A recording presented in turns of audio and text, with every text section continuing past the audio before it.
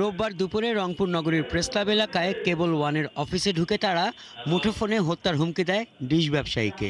পরে হুমকি দেবার সিসিটিভি ফুটেজ সামাজিক যোগাযোগ মাধ্যমে ছড়িয়ে পড়লে বিষয়টি নিয়ে তোলপাড় শুরু হয়। তো 15 থেকে 16 জন, এর মধ্যে 2-3 জন ওনাকে শাসাচ্ছিল, আমাদের ম্যানেজারকে শাসাচ্ছিল এবং কেন তুই করবি না, কেন তুই দিবি, তোকে আজকেই দিতে হবে, এই ধরনের তুই তুকারি ভাষা থেকে মুখের গালিগালাজ সহ স্যারকে হুমকি দিচ্ছে যে আপনার পরিবারকে আমরা গুলি করব, হ্যাঁ আজকের মধ্যে যদি সমাধান না হয়।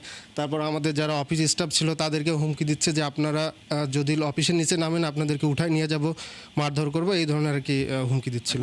এই ঘটনার আগে ডিশ লাইন বিচ্ছিন্ন করার অভিযোগে সংবাদ সম্মেলন করে ভুক্তভোগী পরিবার।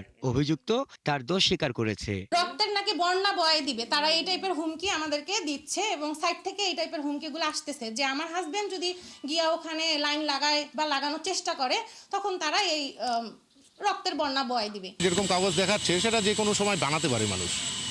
এই জিনিসগুলো কিন্তু কোনো ডকুমেন্টেড না, কোনো গভর্নমেন্ট অথরিটি দেয় না আপনাকে না, যেমন যে কোনো কিছু মানুষ বানাতে পারে। এটা তাদের এটা ওই যে বললাম 15 সাল পর্যন্ত আমার ছিল, এখন তারা নিয়েছিল, এখন আমি পুনরায় সেটা চাচ্ছি।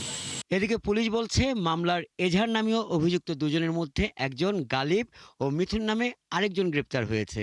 গালিবকে র‍্যাব 13 ও মিথুনকে গোয়েন্দা পুলিশ গ্রেপ্তার করে। বিভিন্ন মাধ্যম থেকে আমরা তথ্য পেয়েছি, তথ্যগুলো বিশ্লেষণ করে আমরা আসামি গ্রেপ্তারে এবং মানে সত্য উদ্ঘাটনে সচেষ্ট আছি। এ বিষয়ে আমরা তৎপর আছি। এই সম্পর্কিত আমরা শুনেছি, কিন্তু এখনো আমাদের কাছে আসে নাই বা আমাদের কাছে এরকম অথেন্টিক কোনো নাই, তথ্য নাই। কোতোয়ালি থানা এলাকায় আইন শৃঙ্খলা অবশ্যই স্বাভাবিক আছে এখানকার জনগণের সহযোগিতায়। আর যে কোনো পরিস্থিতিতে আমরা এবং যে কোনো পরিস্থিতি মোকাবেলায় আমরা সর্বদা সচেষ্ট আছি এবং ইনশাল্লাহ আমরা যে কোনো পরিস্থিতিতে আমরা মোকাবেলায় সক্ষম। এজাহার নামীয় আরেক আসামি আকিবুল রহমান মনুকে গ্রেপ্তারে অভিযান চলছে বলে জানিয়েছে পুলিশ। হাসান আহমেদ, ৭১।